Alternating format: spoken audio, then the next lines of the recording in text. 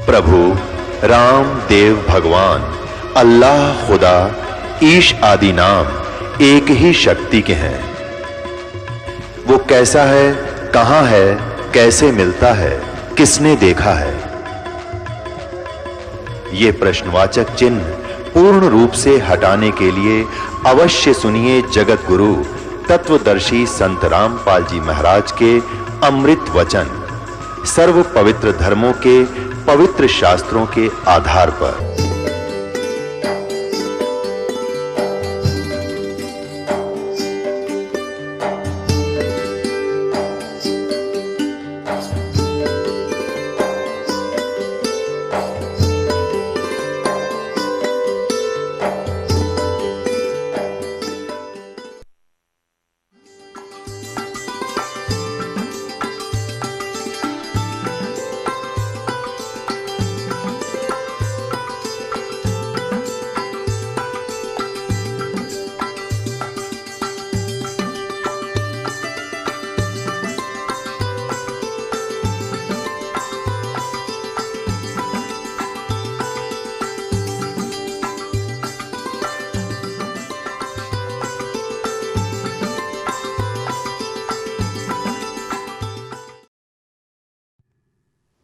नागा होते हैं वो बिल्कुल नंगे रहते, तन पर कोई लंगोटी भी नहीं रखते। तो वैष्णव साधु कहने लगे, ओ सरड फरड, तुम नहाते न धोते, टट्टी के हाथ भी ना धोते न कम्यो, और तुमको हम सर्वश्रेष्ठ बार मरो, हम नहाएंगे पहले। अब वो नहाना नूना तो भूल गए, पर भी कभी आग लगी कोई नहीं, पर भी याद आई, लट्ठम लट्ठा मुक्को मुक्का।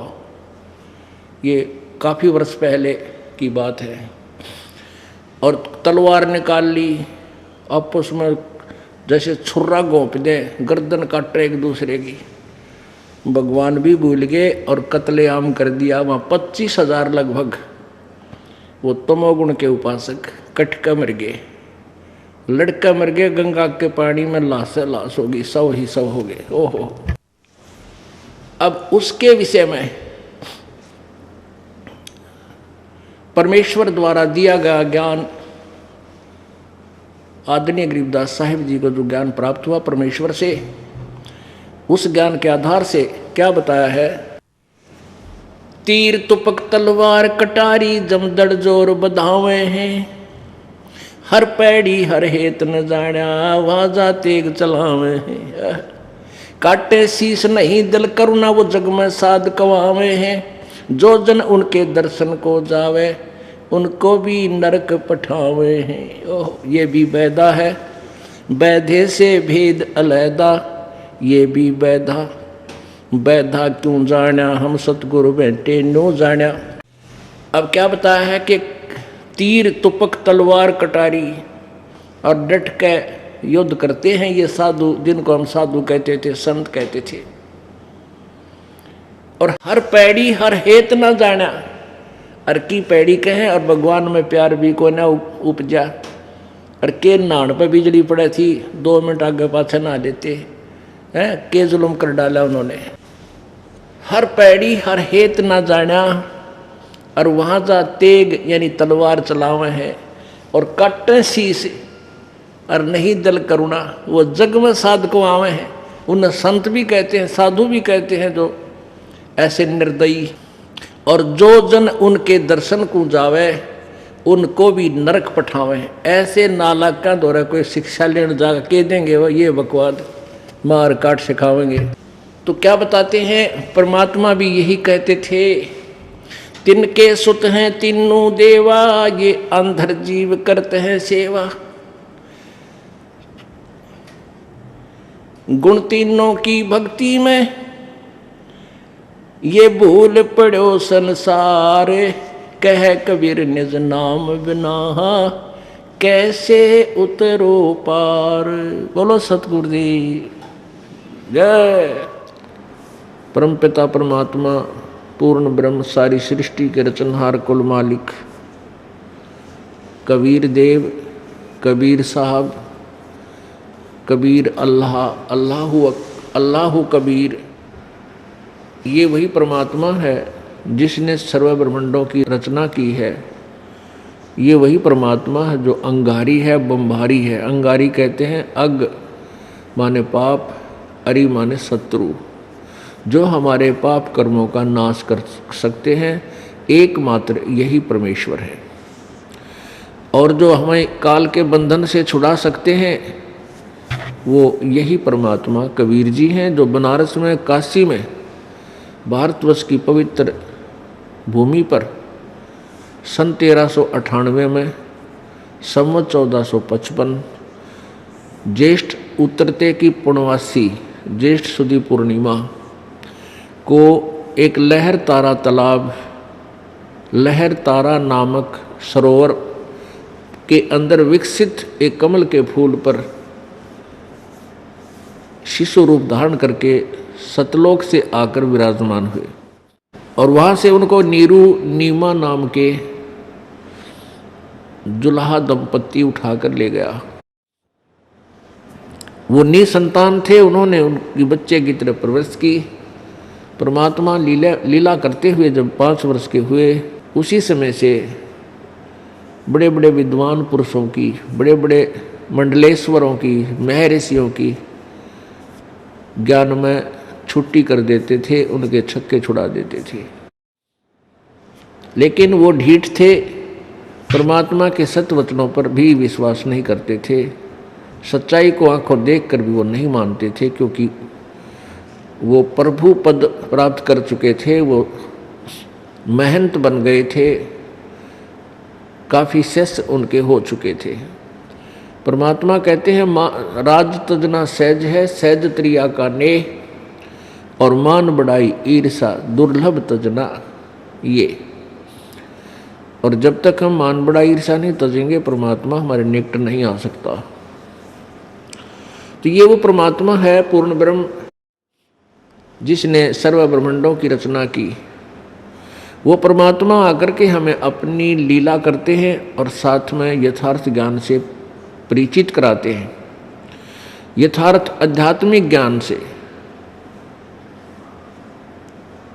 और हमें इस मानव जीवन की वैल्यू बताते हैं, इसके महत्व से परिचित कराते हैं। पुण्यात्माओं, परमेश्वर कहते हैं मानुष जन्म दुर्लभ है, भाई मिले न बारंबार, जैसे तरवर से पत्ता टूट गिरे, वो बहोर नहीं लगता डार। आज आपका परिवार है, खूब आनंद मंगल है, और कभी भी किसी भी सदस्य की किसी समय अचानक किसी भी कारण से मृत्यु हो जाती है, वो पुनः आपको उसी रूप में नहीं प्राप्त हो सकता, ना वो वहाँ आ सकता, ना उसको मालूम तू कौन था, कितना आया है, कहाँ गया। परमात्मा हमें याद दिलाते हैं कि तुम काल के जाल में फंस चुके हो, और इस काल भगवान ने जो 21 ब्रह्मांड का स्वामी है, जो ब्रह्म नाम से सुप्रसिद्ध हो चुका है, जिसको ऋषि महर्षि ब्रह्म नाम से जानते हैं, ये काल है, इसको श्राप लगा हुआ है 1 लाख मानव शरीरधारी प्राणियों के नित्य आहार करने का। उसके लिए इसने अपने तीनों पुत्रों को एक एक गुण से परिपूर्ण कर रखा है, अपनी सुनियोजित चाल से।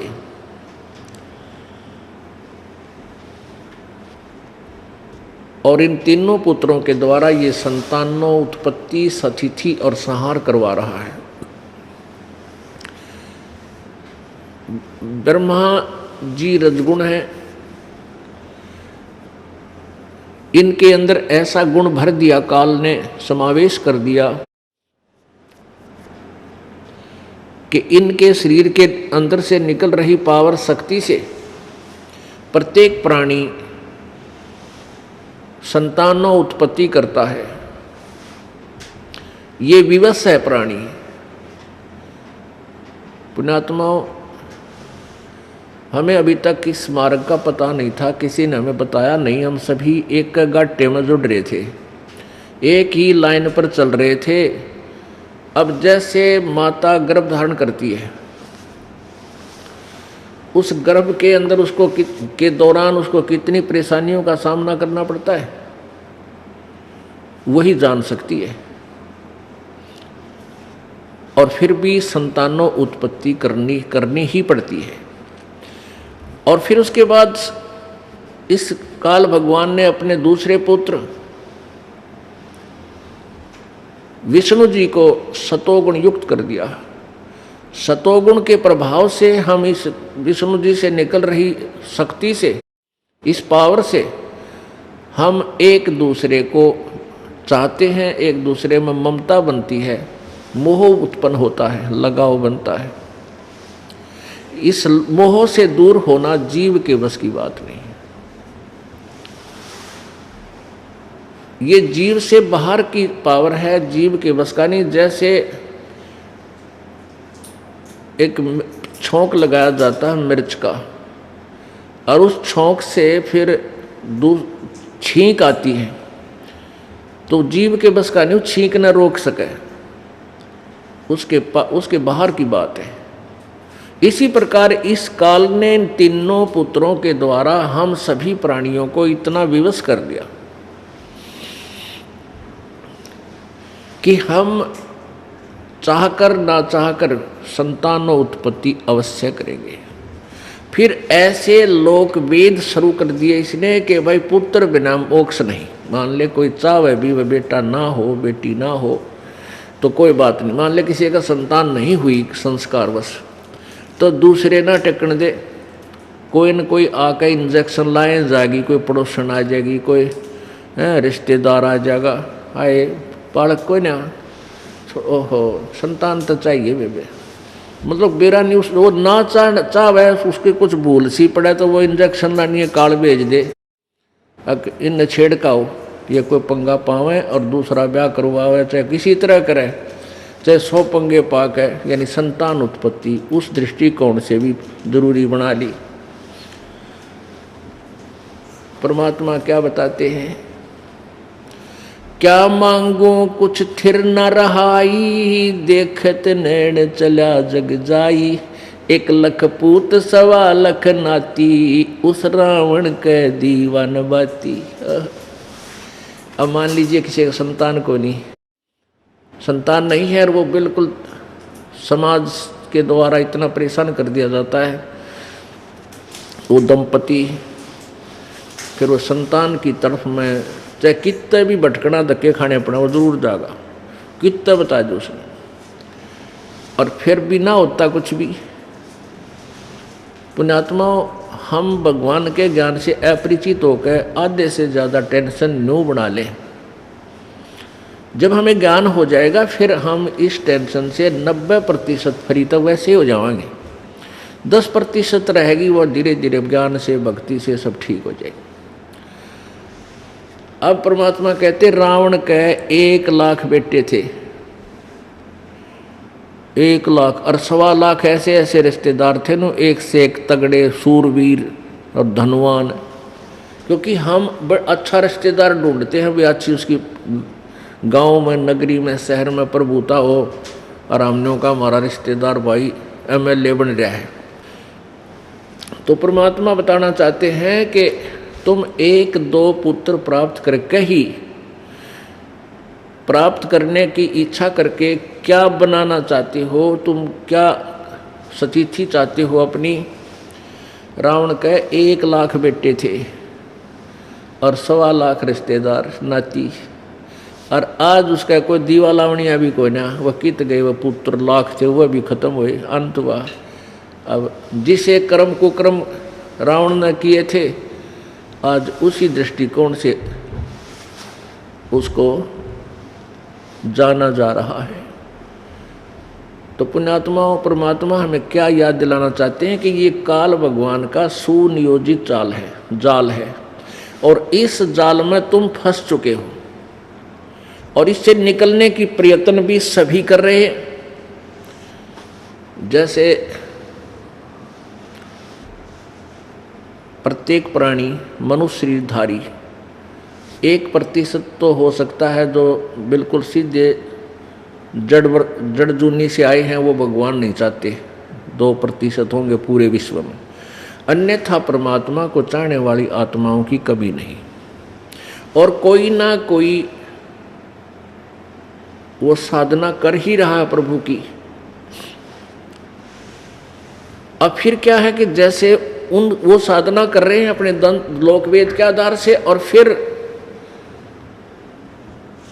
जिनको ये ज्ञान हो जाता है परमात्मा के तत्व ज्ञान से कि हम काल के जाल में फंस चुके हैं, और फिर भी आप एक भरसक प्रयत्न नहीं करते, सावधानी नहीं बरतते, तो फिर भी उस भक्ति का कोई यूज नहीं, कोई लाभ नहीं।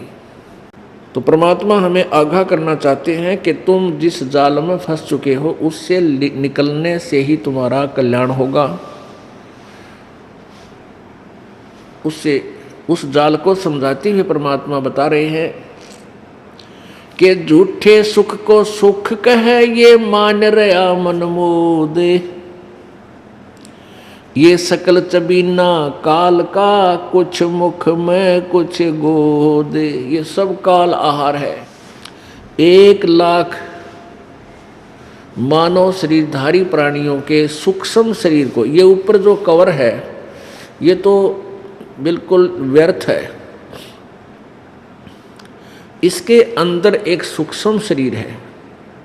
उस सूक्ष्म शरीर के अंदर ही हम भक्ति संचित करते हैं। जैसा जितनी भी जो भक्ति करता है जिस प्रकार की, उसी तरह से उसमें उतनी पावर आ जाती है उस सूक्ष्म शरीर में। और जितने हम पाप करते हैं वो पाप भी और पुण्य भी उस सूक्ष्म शरीर के अंदर हमारा अकाउंट अंतःकरण रूपी कंप्यूटर में फीड रहता है। ये शरीर तो ऐसा है जैसे सर्प कांचली छोड़ जा। आपने देखा होगा सर्प कैंचुली त्याग देता है, वो सर्प के ऊपर के शरीर का कवर था, वो सर्प नहीं था।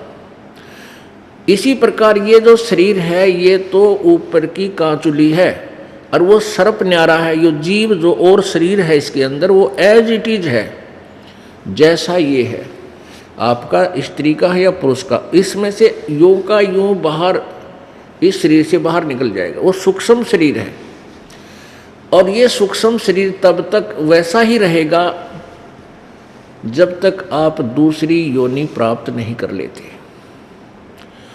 जब आप दूसरी योनि से निकलोगे, जैसे कुत्ते की योनि से निकला ये प्राणी, फिर कुत्ते की योनि जैसा शरीर इसका रहेगा सूक्ष्म, जब तक ये नेक्स्ट शरीर धारण नहीं कर लेता।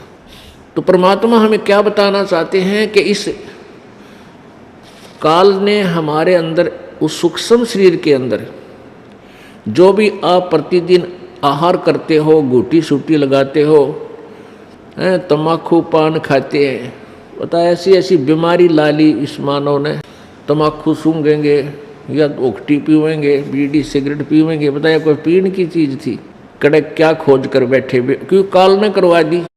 तो ये इस प्रकार के जो खट्टे मीठे चटपटे जिस प्रकार के भी आप भोजन आहार करते हो, इन सब का सूक्ष्म अंश उस सूक्ष्म शरीर में फीड हो जाता है, उसमें वो ऑटोमेटिकली जमा हो जाता है, डिपॉजिट हो जाता है। और फिर उस सूक्ष्म शरीर को जब ये शरीर छोड़कर जाता है तो तपतशिला है, एक तई है बहुत लंबी तवी,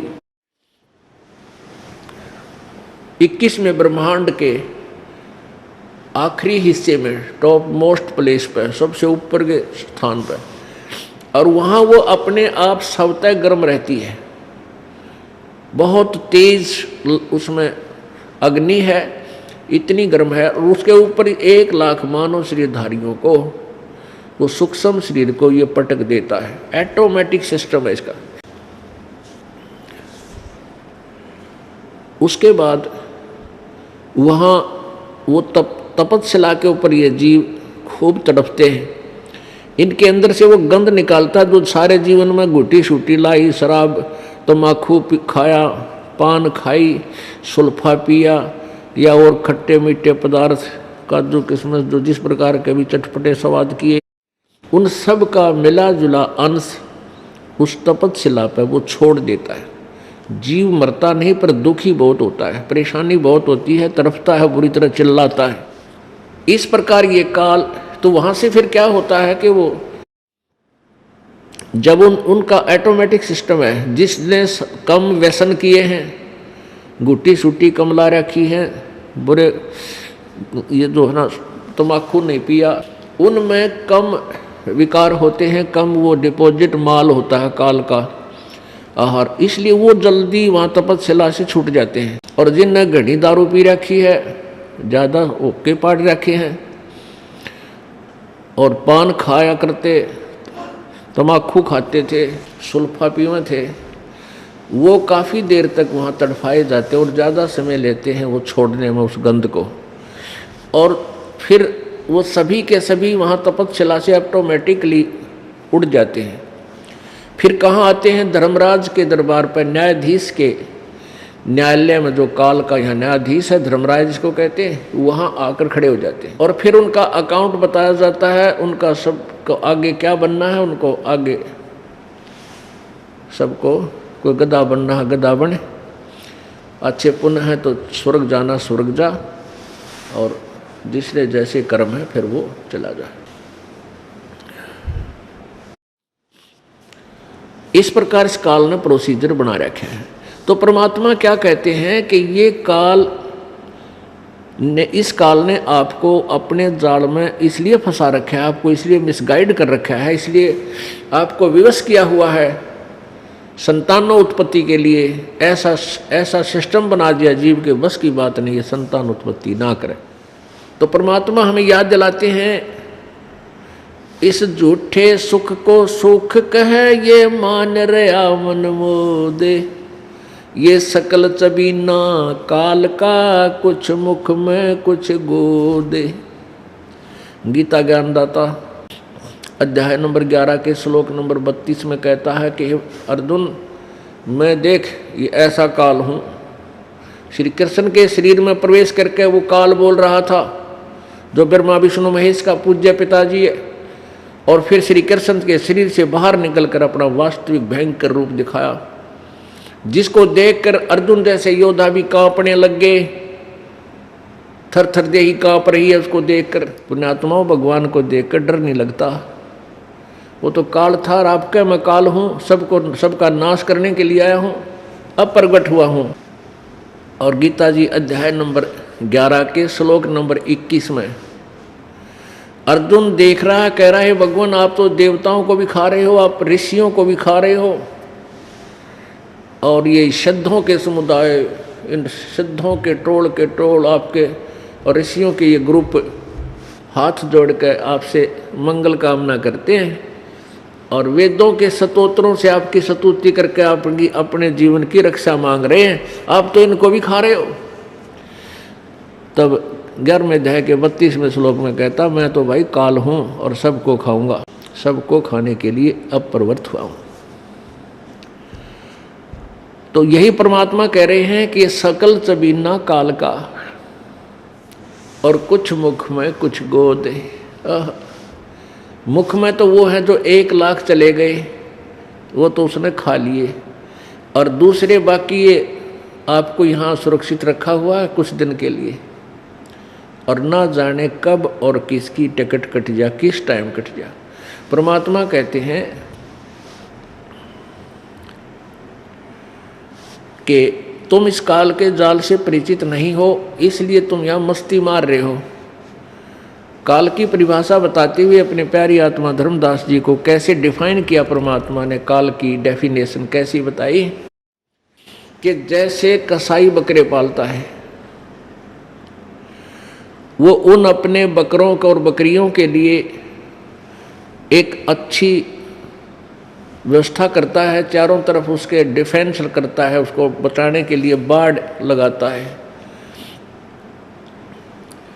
और एक छाया बनाता है, शेड डाल देता है, जैसे शेड डाल रखे हैं यहाँ पर, और उनके लिए तालाब पानी का बनाता है, चरागाह अलग से, खेत अलग से लेता है, जहाँ झाड़ बोझड़े घास आदि उगा देता है, जिसमें वो सारा दिन आहार करते हैं।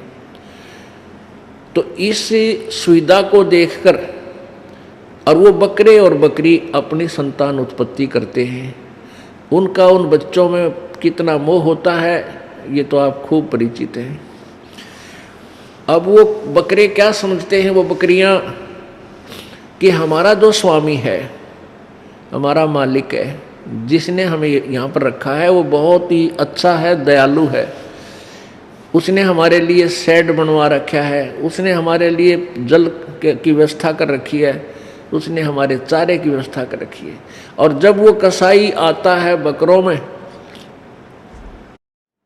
पुण्यात्माओं, ये वही आत्मा है जो मनुष्य शरीर से गई हुई है। इन आत्मा को पूरी सेंस होती है कि कौन बुरा है, कौन अच्छा है, कौन तुझे प्यार देता है, कौन तेरा लठ मारता है।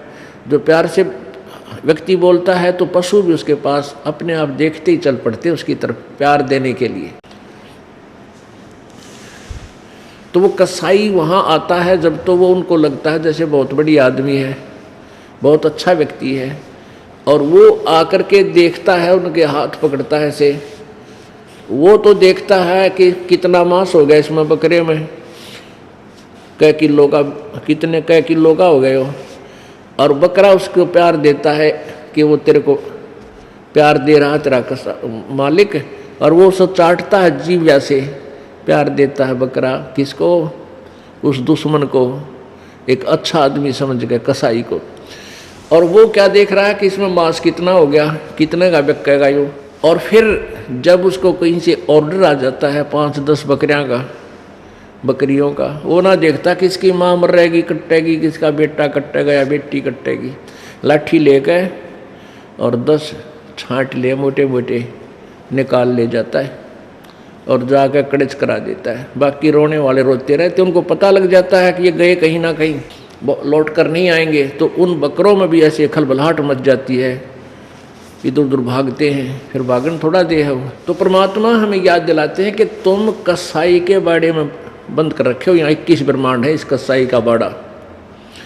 अब क्या बताते हैं कि जैसे हम यहाँ देखते हैं भाई बढ़िया तो हवा चला है, कितना सुंदर प्रकाश सूर्य का है, और कितनी अच्छी काजू किस्मत सेब संतरे, फिर चने गेहूँ बाजरा ज्वार, कितनी बढ़िया ये फसल आहार अन्न हमें दिया है। और पृथ्वी के अंदर एयर कंडीशन ला रखा, गर्मियों में ठंडा जल और सर्दियों में गर्म निकला है। तो इसको देख करके हम सारी व्यवस्था से, और कितनी अच्छी दरियाएं बह रखी, बहा रखी हैं, झरने बह रहे हैं शीतल जल के, तो हम ये सोचते हैं मैं भगवान तो भगवान न पड़ा है, यानी बहुत ही अच्छा भगवान है, तो कमाल कर रखा है, कितनी सुविधा दे रखी है हमारे को। पर हमारी तो बकरियां जैसी बुद्धि हो रही है, हमने ना सोचते यूं मार क्यों रहा फिर हमारे को। किसी का आज किसी का बेटा मर गया, किसी की बेटी मर गई, किसी का कुंबा मर जाता है एक्सीडेंट में, 3-3 4-4 5-5 परिवार एक परिवार के सदस्य मृत्यु को प्राप्त हो जाते हैं। यो के भाई फिर वो दयालुता कहाँ गई इस भगवान की। परमात्मा हमें याद दिलाते हैं तुम इस काल को भगवान मान बैठे, ये भगवान नहीं है। और इसके 21 ब्रह्मांड में कहीं भी तुम्हें सुख का नाम नहीं है। हम सतलोक में रहा करते थे आप सभी, और वहाँ आपके आज भी वो स्थान खाली पड़े हैं जहाँ तुम रहा करते, ये सत्कर मान लेना। आप अपनी नालायकी तो इस काल के साथ चुंगल में फंस गए, इसके उपासक होकर यहाँ आ गए। और यहाँ क्योंकि ये हमारा मालिक नहीं है, ये हमारा पिता नहीं है। अपने माता पिता को अपने बच्चों का दुख होता है, वो इतना दुख नहीं दे सकता जैसे काल हमें दे रहा है। किसी की टांग कट गई, किसी की को अंधा हो रहा है, किसी का कोड लग गया, किसी के किसी प्रकार की कोई कैंसर, कोई चिल्ला रहा है किसी और बीमारी से, फिर गधे बनाया, गधी बना दी, कुत्ते बना दिए, खाज लाएगी, कीड़े पड़ गए, और कोई रहम नहीं। तो ये हमारा नहीं है, क्योंकि अपने को दुख होता है। वो अपना कौन है? वो कबीर परमात्मा अपना परमपिता है, अपना मालिक है, अपना स्वामी है। और उसने आज भी हमारे इस दुख की चिंता है। इसलिए वो परमेश्वर रह रह कर यहाँ आता है ताकि ये बोले प्राणी फिर समझ, फिर पहचान ले मेरे को और मान ले मेरी बात को, इनको भक्ति से परिपूर्ण करके और सतलोक ले चलूँ जहाँ ये सदा सुखी थे। यहाँ कोई प्राणी सुखी नहीं है, कोई भी सुखी नहीं है, क्योंकि गरीब व्यक्ति सोचता है कि वह धनवान सुखी होगा, और धनवान को सपने में भी सुख नहीं हो सकता, ये गारंटीड बात समझ लेना। और धनवान समझता है भाई ये राजा लोग सुखी होंगे, अच्छा टैक्स टूक्स लावे, डांट मार जा हैं, और आगे पाछे इनका पुलिस हूँ करती गाड़ियाँ चले। राजा को सुख 7 जन्म भी नहीं हो सकता। राजा जितना दुखी प्राणी इस पृथ्वी पर नहीं है, सत्कर मान लेना आप। क्योंकि हमने सारे उल्टे आंकड़े फिट कर रखे अपने सुख के ढूंढने के लिए। अब एक परिवार का सदस्य, एक परिवार का मुखिया जिसके 5 सदस्य हों, वो कितना दुखी होता है उनकी सारी व्यवस्था बनाने में। और राजा तो एक क्षेत्र का पिता हो जाता है, मालिक होता है, उसको तो स्वप्न में भी जो है ना रात को भी नींद नहीं आती। कभी तो किसी दूसरे राजा से चिंता कहीं वो आक्रमण ना कर दे, कभी अपने ही मंत्रियों से चिंता कहीं ये तेरा राज पलट ना दे। इस प्रकार उसकी घिघी बंधी रहे दिन रात। हमने देखा है बड़ा लंबी गाड़ी में चल रहा है, उसका जी ये जाना जिसा वो चल रहा है गाड़ी में। तो फिर राजा सोचते हैं भी देवता लोग सुखी होंगे स्वर्ग के। अब स्वर्ग में आप इन देवताओं की कथा सुन लो। अब इसमें विष्णु पुराण में कथा हुआ है कि एक बार राक्षसों ने स्वर्ग पर आक्रमण कर दिया और सारे देवता भाज गए। कोई कितना छुप गया, कोई कितना छुप गया, वो कित गया उनका स्वर्ग का सुख। एवड़ा रोटी भी ना मिलती, गुफा में फंस रहे सारी पुरान माटी वाली, अंदर भी भाज गया और राजा भी पता नहीं कहाँ जाकर छुपया। तो इनको सुख नाम की कितना चीज नहीं, सारा आग लाग रही है। या किया परमात्मा कहते हैं ब्रह्मांड की सो आग लगी है, कृत्रिमबाजी सभे ठगी है। 21 ब्रह्मांड में आग लगी पड़ी है। परमेश्वर हमें क्या याद दिलाते हैं, भाई तन दर सुखिया कोई न देखा, जो देखा सो दुखिया हो। उदय अस्त की बात करते हैं, मन सबका किया विवेका हो, सबका किया विवेका हो। जैसे आपने कल देवी श्रीमद् देवी भागवत पुराण में प्रथम स्कंद में पढ़ा था, भगवान विष्णु कह रहा है कि मैं अधिकतर ज़्यादातर तप करता हूँ, कठिन तप करता हूँ, और फिर इन निकम्मे राक्षसों के साथ युद्ध करता हूँ, फिर इनको मारता हूँ। कभी थोड़ा वो समय मिला तो लक्ष्मी के साथ सुख पुरुष में व्यतीत करता हूँ। यानी कभी को सूत बैठ जाता है ना, तो घीघी बंधी रहे वो आगा आगा। तो परमात्मा कहते हैं भाई मैंने सारे देख लिए थारे देवता और भगवान, इन कोई सुखी नहीं इस पृथ्वी पर, इसी किस ब्रह्मांड में तो आग लाग रही है। भाई तन दर सुखिया कोई ना देखा, जो देखा सो दुखिया हो। उदय अस्त की बात करते हैं, मन सबका किया विवेका हो, सबका किया विवेका हो। भाई घाटे बाधे सब जग दुखिया, के गृहस्थी बैरागी हो। घाटे बाधे सब जग दुखिया, के गृहस्थी बैरागी हो। सुख देव ने दुख के डर से, गर्भ में माया त्यागी हो, गर्भ में माया त्यागी हो। तंदर सुखिया कोई न देखा, जो देखा सो दुखिया हो। उदय अस्त की बात करते हैं, मन सबका किया विवेका हो, सबका किया विवेका हो। भाई जंगम दुखिया योगी दुखिया, तपस्वी को दुख दूना हो। जंगम दुखिया योगी दुखिया, तपस्वी को दुख दूना हो। आशा तृष्णा सब में व्यापे, कोई मैल ना सुना हो। कोई जीव ना सुना हो, तंदर सुखिया कोई न देखा।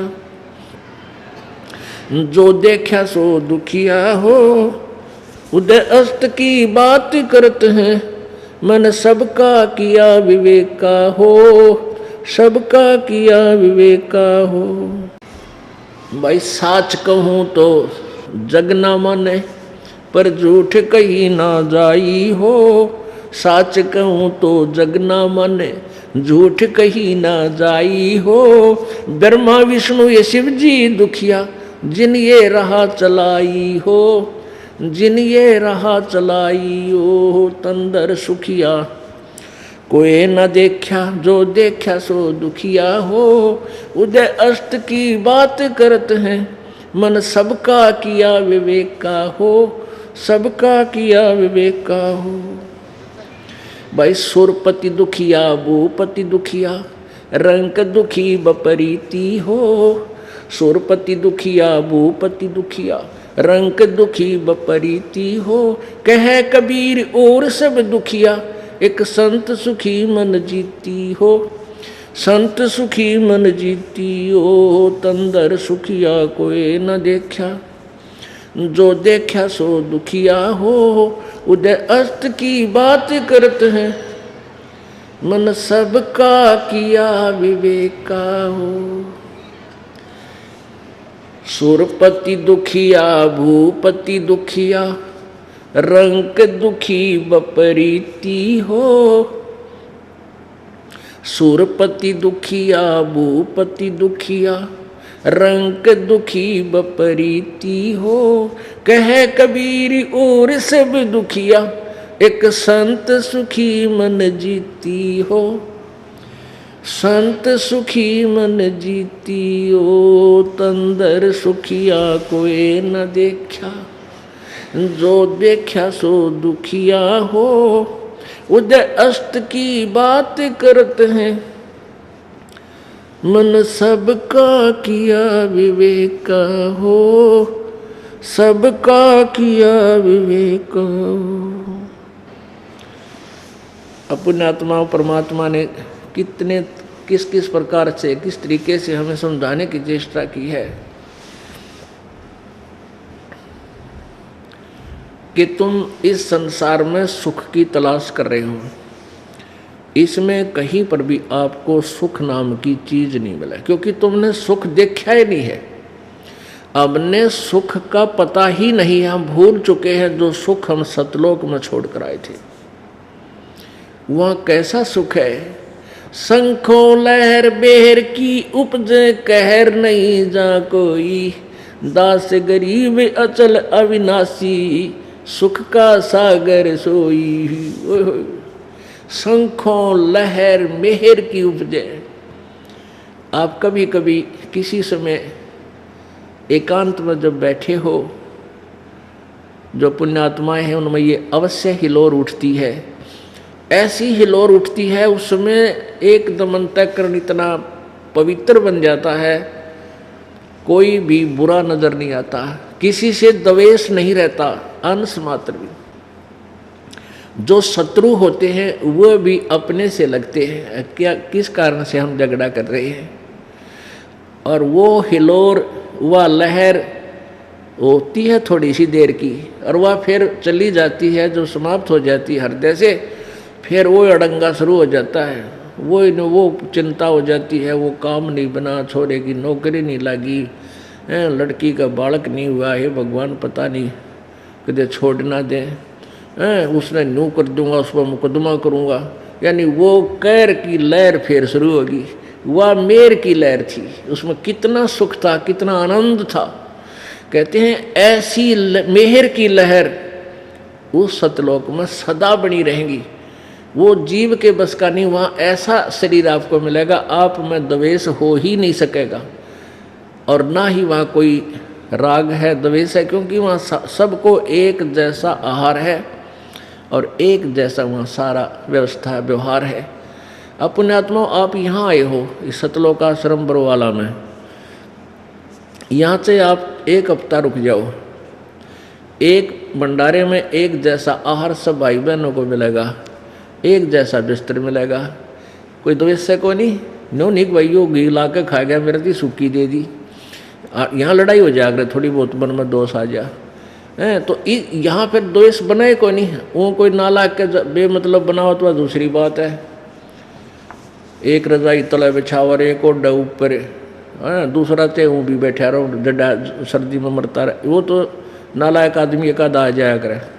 तो ऐसे वो तो द्वेष आप पर पैदा कर लेगा जब ऐसी बकवाद कर रहा है। नहीं तो सब ने एक जैसा व्यवहार बनाना चाहिए। आप बालक नहीं हो, आप भगवान के बच्चे हो, बुद्धिमान हो, भक्त हो, संत हो, तो यहाँ आप जितने दिन रहोगे आपके मन में कोई द्वेष नहीं।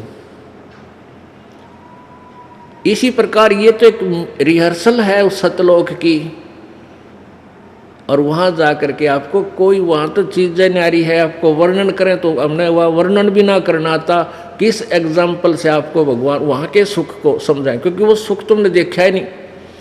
एक अंदाजा सा बताया जाता है वहाँ इतना सुख है। कैसा सुख है? वहाँ वृद्ध अवस्था नहीं है, सदा युवा रहोगे, और वहाँ मृत्यु नहीं। गीता जी अध्याय नंबर 7 के श्लोक नंबर 29 में गीता ज्ञानदाता कहता है कि अर्जुन, जिस समय तुझे तत्वदर्शी संत मिल जाता है और फिर आप पूर्ण रूप से इस पूरे आध्यात्मिक तत्व ज्ञान से परिचित हो जाते हो, और तत्ब्रह्म से, तत्ब्रह्म माने उस ब्रह्म से, उस परम अक्षर ब्रह्म से, जिसके विषय में गीता जी अध्याय नंबर 18 के श्लोक नंबर 62 में कहा कि अर्जुन तू सर्वभाव से उस परमेश्वर की शरण में जा, तत्ब्रह्म की, उसकी कृपा से तू परम शांति, परम शांति जो कति सुख सुख सुख सागर और शाश्वत स्थानम यानी सनातन परम धाम को प्राप्त होगा। वहाँ जा।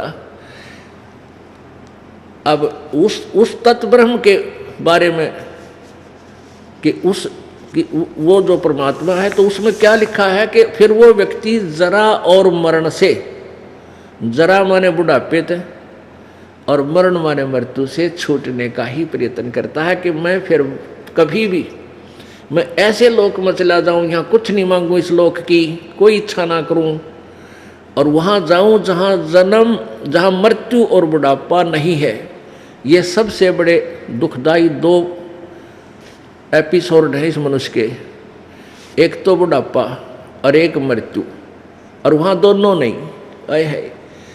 और फिर वहाँ राग द्वेष नहीं, किसी चीज़ का अभाव नहीं, बड़े भंडार भगवान के कभी समाप्त नहीं होते, सदाबहार वहाँ फलदार वृक्ष, काजू किस्म, सेब संतरे सदाबहार तेज पुंज के, और अमृत आहार है। अमृत माने बहुत स्वादिष्ट, और अमृत ही जल है वहाँ का। ओह, अब जैसे आप शिकंजी बनावा, मीठा मीठा आहार बनाने के लिए कदे कुछ बनावा, वो भी टेस्ट उसके सामने फीका है। जो वहाँ हम अमृत आहार, अमृत जल जो पीते हैं सतलोक में, बड़े बड़े सरोवर हैं, वहाँ कभी खराब नहीं होते, दूधों की नदी बहती है। तो पुण्यात्माओं, हम ऐसे आगे बहुत ही गलत स्थान पर हम फंसे पड़े हैं। यहाँ सारा दिन रोजी रोटी पूरी ना होती, सारी उम्र बीत जाती है। इससे के लिए धक्के खा कर रास्ते में मर लेते हैं हम, कोई एक्सीडेंट में, कोई हार्ट अटैक हो गया या कोई किसी कारण से।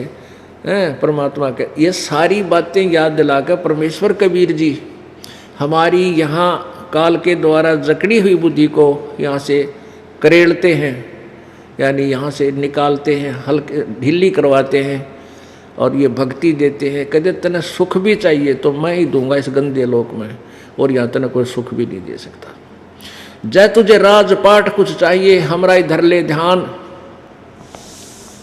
वैसे तो राजपाट से आसपास आपने जाना भी नहीं चाहिए, क्योंकि यहाँ के सारे झूठे राजपाट हैं, लेकिन फिर भी आपकी इस नालायक सोच, इसलिए तू परमात्मा को याद करता है तो भी हमरा ही भजन कर। जैसे रावण ने काल की भक्ति की, काल की यानी उसके पुत्र तमोगुण शिव की, उससे सिद्धियां प्राप्त की, तप से राज भी प्राप्त हो गया, लेकिन वो राज उसके पास नहीं रह सका। विभीषण ने परमेश्वर कबीर जी की भक्ति की, मंदोदरी ने कबीर जी की भक्ति की, कबीर परमेश्वर की भक्ति की, क्योंकि परमेश्वर कबीर जी त्रेता युग में सुकृत नाम से आए हुए थे। उस समय उन्होंने नल और नील को अपनी शरण में लिया था और श्रीलंका में जाकर के एक चंद्र विजय नाम का भाट था, उसके 16 सदस्य थे परिवार में, बेटा बेटी पुत्र वधू, सब ने परमात्मा की शरण ग्रहण की थी। चंद्र विजय की जो पत्नी थी कर्मवती व भाटनी, वो मंदोदरी रानी के पास जाती थी और उसको अच्छी बुरी कथाएं चुटकुले सुना के उसका मनोरंजन करवाया करती थी, उसका इतनी काम था। और फिर उसके बदले में उनको वो रानी कुछ रोजी रोटी का धंधा दे देती थी, को आटा दे दिया, कदे चावल दे दिए, इस तरह उनका गुजारा हो रहा था। अब जब चंद्र विजय भाट के परिवार को परमेश्वर कबीर जी के तत्व ज्ञान का ज्ञान हुआ, परिचय हुआ, उसके बाद वो ही कर्मवती चंद्र विजय की पत्नी भाट की भूल गई वो बकवाद जो सारा दिन मंदोदरी के पास बोलिया करती थी। फिर वो क्या करती थी, यार सृष्टि रचना परमात्मा ने जो सुनाई थी, ये मीठे मीठे शब्द परमात्मा की महिमा के, वो मंदोदरी को सुनाने लगी। कौन? चंद्र विजय भाट की पत्नी। अब वो मंदोदरी उसके मुंह की तरफ देखे और उसको कहे कि अड़ंगे तू इतनी सुथरी कत्ते बोलन लागी, तेरे अंदर तो सारा गोबर भरा था, अंधे बूंदी बात कहनी। क्योंकि रानी को राजी रखना उसने, यानी जो पहले जब तक हम भक्ति भाव में नहीं थे, जो बेउदी बातें करे वो अच्छा लगा करता। तो अब उसने वो बात सुहावा नहीं, कर्मवती ने चंद्र विजय की पत्नी, वो तो बढ़िया बात जो ज्ञान परमात्मा का समा लिया। तो फिर वो कहने लगी, मंदोदरी उसको कहती थी कि तू इतनी बढ़िया बात कितने लाई, तेरी बात सुनती हूँ मेरी आत्मा गदगद हो जाती है, आपने कहाँ से प्राप्त किया ये निर्मल ज्ञान? तब उसने बताया कि हमारे गुरुजी आते हैं और उनकी बात अगर आप सुन लोगे ना, फिर तो कहना है क्या है। कहने का लंबा चैप्टर ना करना चाहता दास के फिर मंदोदरी ने भी कबीर परमेश्वर का नाम लिया। फिर उसका देवर था विभीषण, वो भी एक पुण्य आत्मा, पूर्व संस्कारी, कोई पिछले जन्म का प्रभु का भक्त था। अब उनको निकालना था प्रभु ने, गोता मारू स्वर्ग में जा बैठूं पाताल, कह कबीर ढूंढता फिरूं अपने हीरे मोती लाल।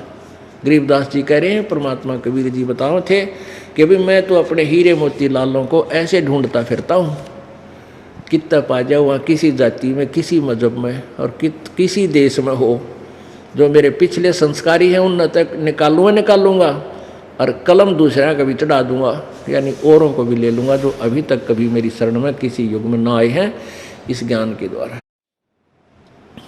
तो विभीषण ने भी परमात्मा की शरण ग्रहण कर ली थी कबीर जी की। अब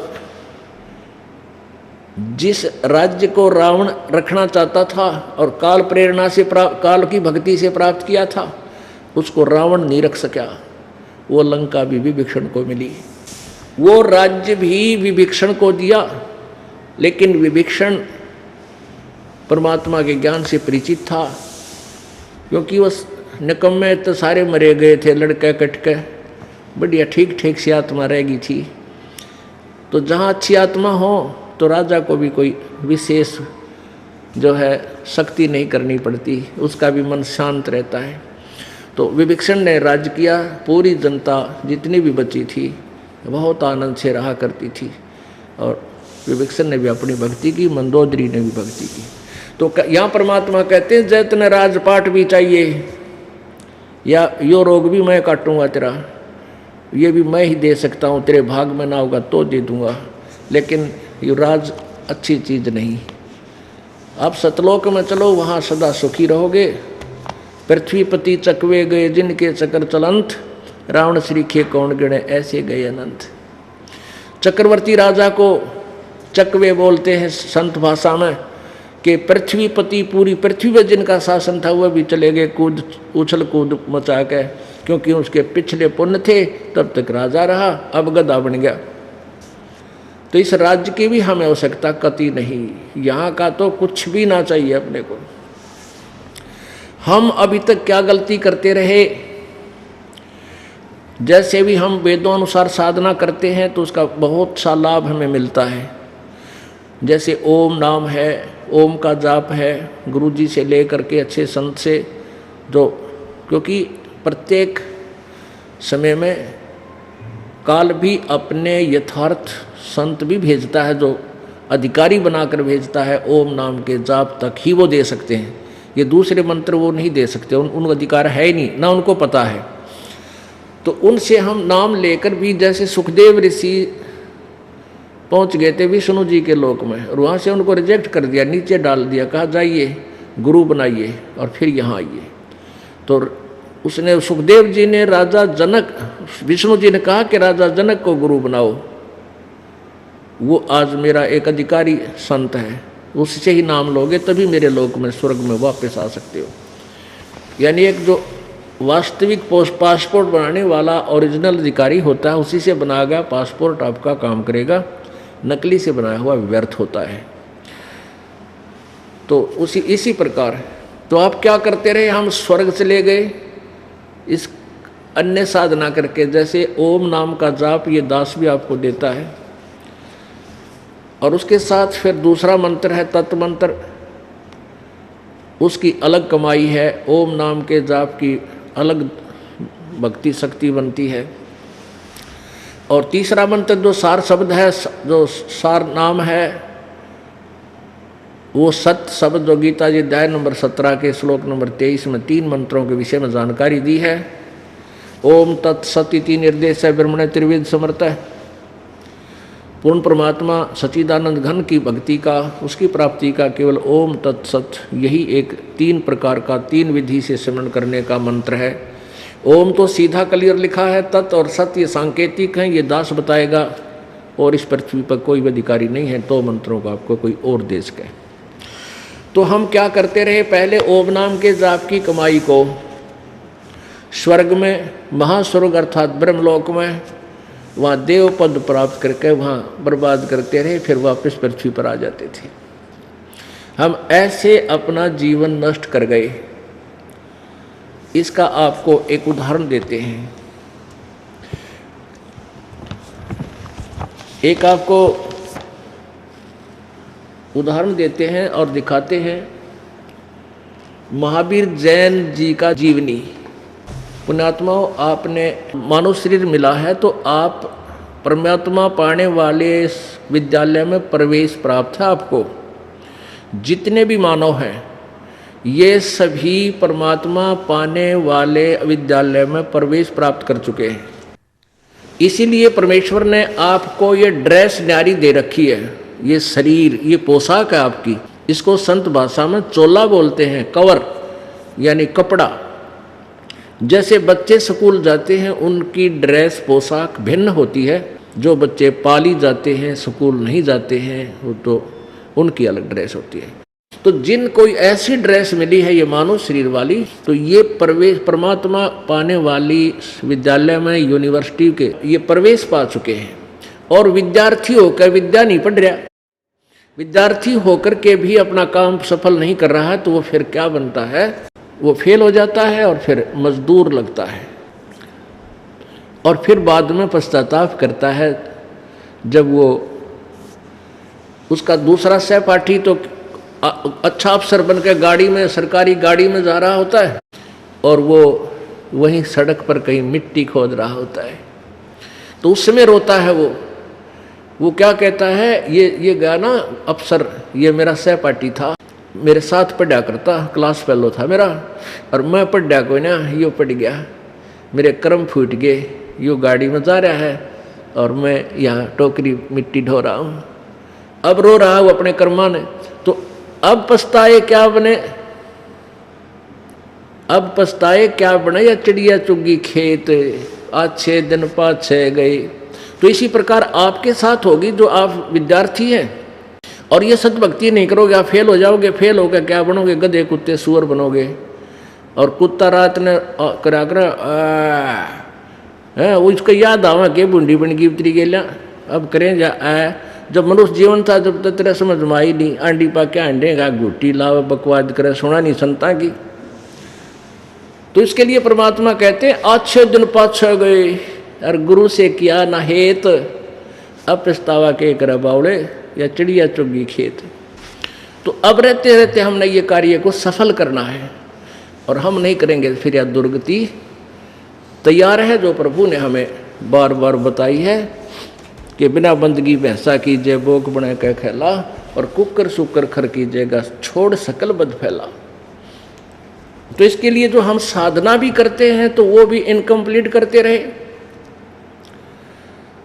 जैसे वेदों तक में यही वर्णन है गीत यजुर्वेद अध्याय नंबर 40 के श्लोक नंबर 15 में यही प्रमाण दिया है कि वायु अनिलम भस्मांतम शरीरम ओम कर्तु समर किलवे समर और कर्तुम समर। ओम कर्तु समर किलवे समर कर्तुम समर। ओम नाम का जाप काम करते करते सिमरण कर विशेष कसक के साथ यानी बिल्कुल श्रद्धा के साथ समरण कर और मनुष्य जीवन का विशेष कर्तव्य जान के कि मनुष्य जीवन का और कोई दूसरा उद्देश्य नहीं है केवल भगवान की भक्ति करना। तो इससे आपका क्या होगा? जब भस्मांतम शरीरम जब तेरा शरीर अंत हो जाएगा इस नाम के जाप करते करते तो तू